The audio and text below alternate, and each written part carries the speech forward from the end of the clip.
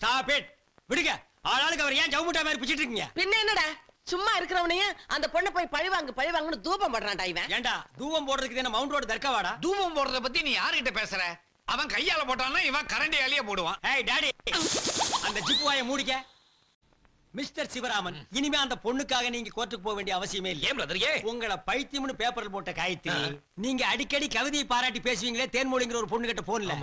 Gayatri equal to Thenmozhi, Thenmozhi equal to Gayathri, Gayathri plus Thenmozhi, Thenmozhi plus Gayathri, always ஒன்னு brother. என்ன brother சொல்றீங்க? காயத்ரியும் தேன்மொழி ஒரே பொண்ணா? ஆமா பிரதர், உண்மை எல்லாம் தெரிஞ்சு உங்ககிட்ட மன்னிப்பு கேட்கறதுக்காக மெண்டல் ஹாஸ்பிட்டலுக்கு வந்தது. அதை நான் பண்டல் பண்ணி அனுப்பிட்டேன். நாளைக்கு நடக்கிற பட்டிமன்றத்துல உங்க பேரையும் சேர்த்து கொடுத்துருக்க. அவ நீங்களும் அவளும் ஆப்போசிட்டா பேச போறீங்க. அதுல பேசி பேசி பேசி மடக்கி காட்டுங்க. அந்த அவமானம் பத்தாத brother. This is correct. American cowboy, என் புள்ளைய கொண்டு போய் எங்கயாவது மாட்டி விட்டுறாதீங்கடா. பட்டிமன்றத்துல அந்த பொண்ணை என்ன பண்றேன்னு பாருங்க. பெரியோர்களே, இன்றைக்கு தேவையான ஒரு அருமையான தலைப்பில அற்புதமான பட்டிமன்றம். ஒரு பக்கம் பார்த்தா மகிழ்ச்சி தருவது காதல் திருமணம் தான் அப்படின்னு ஒரு ஆணித்தரமான விவாதம். இன்னொரு பக்கம் அதை அடிச்சே இல்லை, நிச்சயிக்கப்பட்ட திருமணம் தான் மகிழ்ச்சியான திருமணம் அப்படின்னு இன்னொரு வாதம். நாம எந்த கட்சியிலையா சேர? அதனால இப்ப என்ன செய்ய போறேன், கட்சி தலைவர்களை அழைக்க போறேன். காதல் திருமணம் தான் மகிழ்ச்சி தருவது என்கிற கட்சியின் தலைவர் சிவராமகிருஷ்ணன் அவர்கள் இப்போது வருகிறார்கள். தம்முடைய வாதத்தின் தொகுப்புரையை தருகிறார்கள். நடுவர் அவர்களே, காதலுங்கிறது இன்டர்நெட் இமெயில் மாதிரி இந்த நூற்றாண்டுல வந்தது இல்ல. திருவள்ளுவர் எழுதின காமத்துப்பால் இருந்து பாரதியார் எழுதின காதல் காதல் காதல் காதல் போயின் சாதல்னு காதலை பத்தி அப்பவே எழுதியிருக்காங்க. Romeo Juliet, Ambikapathi Amaravathi, Laila Majnu, Antony Cleopatra, இவங்க காதலை பத்தி எல்லா காவியத்திலையும் பெருமையா தானே சொல்லியிருக்காங்க. சூடு பிடிக்க ஆரம்பிச்சிருச்சியா? ஆண்டனி கிளியோபட்ராவோட கதை இவருக்கு தெரியாது போல இருக்கு. The triple pillar of the world is transformed into a strumpet pool அப்படின்னு கிளியோபட்ரா பத்தி ஷேக்ஸ்பியரே சொல்லியிருக்காரு. அதாவது உலகத்திலே 3 தூண்கள்னு வர்ணிக்கப்பட்ட கிரீஸ், ரோம், ஈஜிப்ட தன் காதலுங்கிற ஆயுதத்தால அழிச்சவதான் கிளியோபட்ரான்னு சொல்லியிருக்காரு. ஓஹோ, உலக அழகின்னு எல்லாரும் ஒத்துக்கிட்ட கிளியோபட்ராவை இவங்க அவதூறா பேசுறாங்க. ஏன் தெரியுமா? அவங்க அழகுல நம்மையாருக்கு பொறாம. அம்பிகாபதி அமராவதி, ரோமியோ ஜூலியட்னு எத்தனை உதாரணங்கள் சொன்னாரு. எல்லாமே சோகமான முடிவுதான். இல்ல இல்ல இல்ல, அதெல்லாம் சுகமான முடிவு. அந்த காதலர்கள் செத்தாலும் அவங்க காதல் ஜெயிச்சிருச்சே, அதனாலதான் அவங்கள பத்தி இன்னைக்கு வரைக்கும் பேசிட்டு இருக்கோம். காதலால பல குடும்பங்கள் அழிஞ்சிருக்கு. காதலால பல ஜாதிகள் இணைஞ்சிருக்கு. காதலுங்கிறது ஒரு நெருப்பு, அது எல்லாரையும் எரிச்சிடும். காதல் ஒரு அணையா விளக்கு, அது எல்லாருக்கும் வழிகாட்டும். No, no, love is blind. No, love is truth. ஐயா, எங்களுக்கு விளங்குற மாதிரி கொஞ்சம் தமிழ்ல பேசுங்க ஐயா. நடுவர் ஐயா, நீங்க எப்படி கல்யாணம் பண்ணிட்டீங்க? ஐயா, நானே பழைய நினைப்புல நொந்து கிடக்கேன். அது எதுக்குயா இங்க? நீங்க நடத்துங்க ஐயா. நடுவர் ஐயா, எங்கும் தமிழ் எதிரும் தமிழ்னு சொல்ற மாதிரி இன்னைக்கு எங்கும் காதல் எதிரும் காதல் தானே இருக்கு. காதல் இல்லாத வாலிபமானு கவியரசு கண்ணதாசனை எழுதியிருக்காரு. சினிமாவுக்காக என்ன வேணாலும் எழுதலாம்.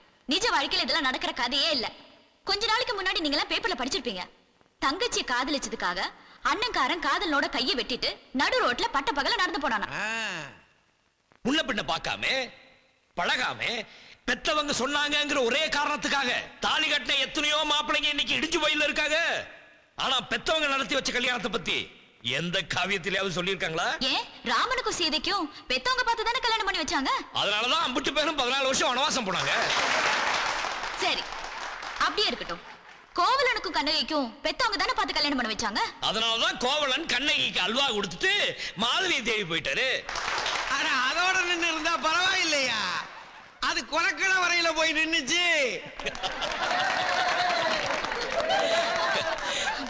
காதலுங்கிறது நம்ம கலாச்சாரத்துக்கு ஒத்து வராத ஒரு விஷயம். ஏன் ஒத்து வராது? நாடு விட்டு நாடு காதல்னு சொன்னா நம்ம நாட்டு பிரதமரா இருந்த ராஜீவ் காந்தி, சோனியா காந்தியை சொல்லலாம். அதே மாதிரி ஸ்டேட் விட்டு ஸ்டேட் காதல் எத்தனையோ பேர் உதாரணமா சொல்லலாம். மொத்தத்துல காதல் இல்லாத நாடே இல்லை. உலகம் இருக்கிற வரைக்கும் காதல் அழியாது. காதல் திருமணம் வாழணும், காதல் திருமணம் வளரணும், காதல் திருமணம் ஜெயிக்கணும்.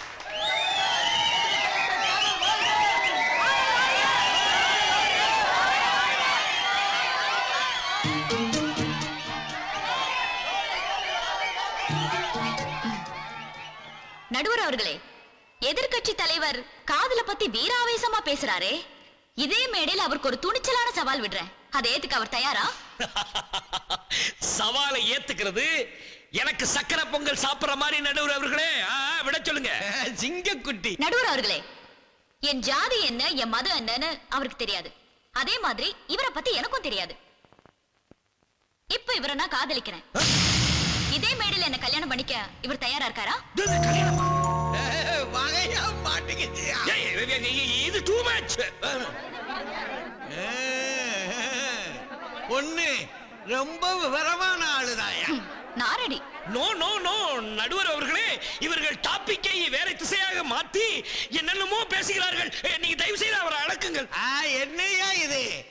அவங்க ஒரு சொல்லம்பு விட்டு இருக்காங்க, நீங்க ஒரு வில்லம்பு போட்டு அடக்குங்க, அல்லது ஒரு சொல்லம்பு போட்டு மடக்குங்க.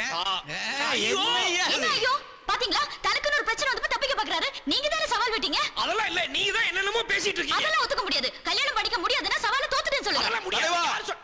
இது உனக்கு மட்டும் விட்ட சவால் இல்ல, இந்த ஆண் வர்க்கத்துக்கே விட்ட சவால். இந்த கல்யாணத்துக்கு நீங்க ஒத்துக்கோங்க தலைவா. ஒத்துக்கோங்க தலைவா. கல்யாணத்துக்கு ஒத்துக்கோங்க.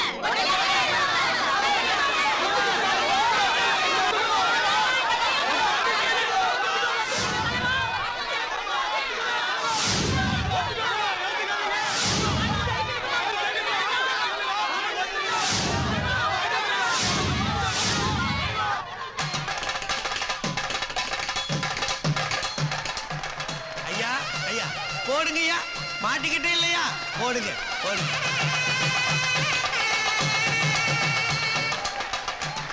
ஐயா,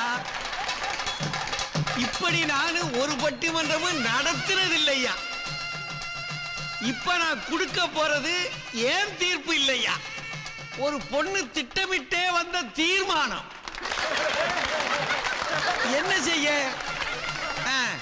தமிழ் உணர்வுள்ள தம்பி சிவராமகிருஷ்ணனும் காயத்ரியும் வாழ்க வளர்க என்று வாழ்த்தி நன்றி கூறி விடைபெறுகிறேன். வணக்கம். இன்னும் பல வீடியோக்களை காண சன் லைஃப் சேனலை சப்ஸ்கிரைப் பண்ணுங்க.